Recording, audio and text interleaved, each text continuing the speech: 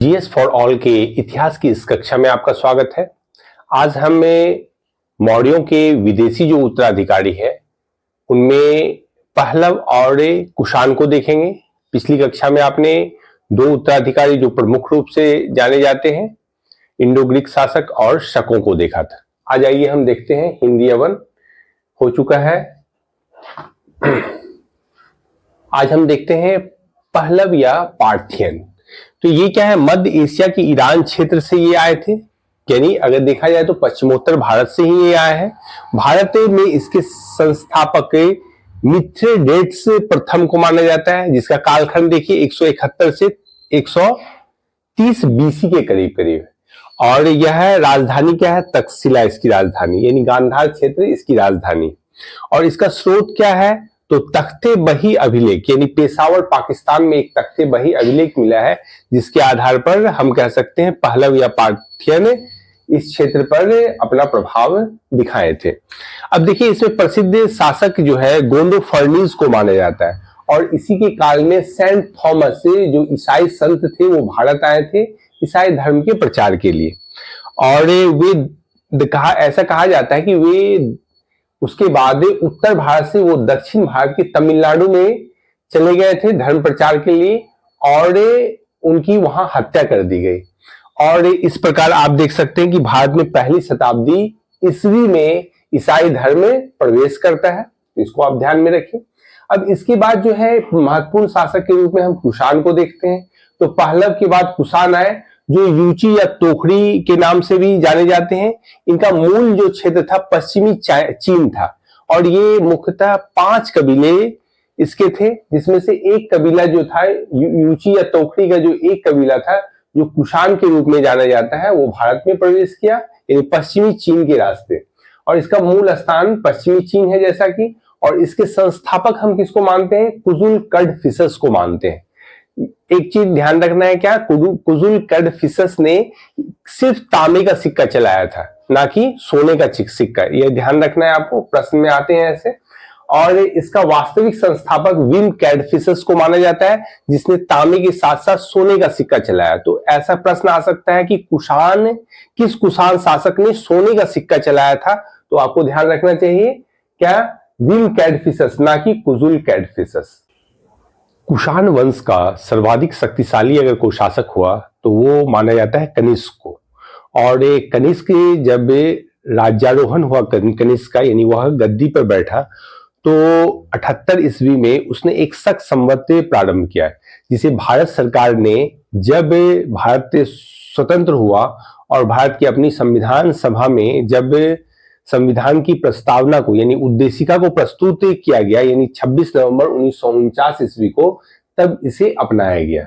ध्यान रखें, कनिष्क के उत्तराधिकारी इस भूभाग पर 250 ईस्वी तक शासन किए थे। अब इसमें देखिए, कनिष्क ने अपनी राजधानी फिरोजपुर यानी पेशावर, यानी पाकिस्तान को बनाया, पाकिस्तान के क्षेत्र में पेशावर है वहां बनाया, यानी फिरोजपुर उस समय कहा जाता था। दूसरी राजधानी मथुरा और भारत में है। तो कनिष्क के जो सिक्के मिले हैं इतिहासकारों को, वह देखा जाए तो सिंधु घाटी से आगे बढ़ते हुए श्रावस्ती, कौशाम्बी, बनारस या गंगा यमुना का दोआब का क्षेत्र, पाटलिपुत्र तक देखा जाता है, उसकी मूर्ति और सिक्के मिले हैं, जिसके कारण हम अनुमान लगाते हैं क्या, कि कनिष्क का प्रभाव इस गंगा घाटी के क्षेत्र पर भी था। कनिष्क ने चतुर्थ बौद्ध संगीति का आयोजन कश्मीर के कुंडल वन में करवाया था, जिसमें देखा जाए तो वसुमित्र अध्यक्ष थे और अश्वघोष उपाध्यक्ष के रूप में जाने जाते थे। संगीति में ही स्पष्ट रूप से देखा जाए तो बौद्ध धर्म 2 भागों, यानी हीनयान और महायान में बट गया था। तो ये आप ध्यान रखिएगा, हीनयान और महायान में। और कनिष्क जो था महायान संप्रदाय का अनुयायी था, जिसमें आप देखते हैं क्या, महायान संप्रदाय में बोधिसत्व को प्राप्त करने के लिए अपने मोक्ष की इच्छा को त्याग किया जाता है, जैसा कि पिछली कक्षा में बताया गया था बौद्ध दर्शन में। और यह बुद्ध को मूर्ति के रूप में पूजते हैं, यानी मतलब बुद्ध को मानव से महामानव और यहां तक कि देवता के रूप में महायानी मानते हैं, जबकि हीनयानी बुद्ध को सिर्फ अपना पथ प्रदर्शक मानते हैं। तो ये इसको ध्यान रखना है आपको। चीनी जनरल पेन चाओ या पान चाओ ने कनिष्क को हराया था, तो ध्यान में रखिएगा इनका नाम पेन चाओ या पान चाओ का। और रेशम मार्ग का आरंभ कनिष्क ने करवाया था। कनिष्क ने इसकी सुरक्षा के लिए भी उचित प्रबंध किया था। अगर यदि रेशम मार्ग को देखा जाए तो ये चीन से चलकर मध्य एशिया होते हुए या यूरोप तक जाता है। अभी वर्तमान में 2013 में चीन की सरकार ने रेशम मार्ग को पुनः स्टार्ट करने की बात कही है। अब यहां देखिए, आरंभिक कुषाण शासकों ने भारी मात्रा में स्वर्ण मुद्राएं जारी की, जिसकी शुद्धता बाद के गुप्त शासकों से अगर देखा जाए तो उत्कृष्ट थी। तो ये भी आपको ध्यान रखना है। कुषाणों ने उत्तरी तथा पश्चिमी भारत में बड़ी मात्रा में तांबे के सिक्के जारी किए। यदि आप गुजरात के इधर देखिएगा और काठियावाड़ प्रदेश की ओर देखिएगा तो वहां भी कुषाणों के सिक्के मिले हैं जो तांबे के हैं।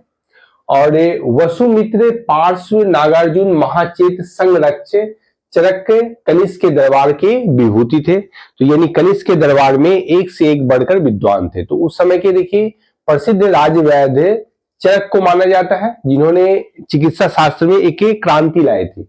यानी सबसे पहले यदि देखा जाए तो सर्जरी का आविष्कार इन्होंने ही किया था। इनको सर्जरी का जनक भी कहा जाता है। आयुर्वेद के विद्वान चरक संहिता की इन्होंने रचना की, जिसमें क्या कहा जाता है कि 8 भाग है इसके और 120 अध्याय है इसके अंतर्गत। और यह चिकित्सा शास्त्र का विश्वकोश कहा जाता है। तो यह चरक संहिता का नाम ध्यान रखिएगा, चरक के द्वारा दिया गया है। दूसरा एक बहुत महत्वपूर्ण है नागार्जुन, और नागार्जुन को भारत का आइंस्टाइन भी कहा जाता है। और इन्होंने सापेक्षवाद के सिद्धांत का वर्णन अपनी रचना माध्यमिका सूत्र में की थी, जिसको शून्यवाद के रूप में भी जाना जाता है। अगले विद्वान है वसुमित्र, जिनकी अध्यक्षता में चतुर्थ बौद्ध संगति कनिष्क के काल में ही करवाई गई थी। और इनकी रचना है महाविभाष्य सूत्र, और जिसे बौद्ध धर्म का विश्वकोश कहा जाता है।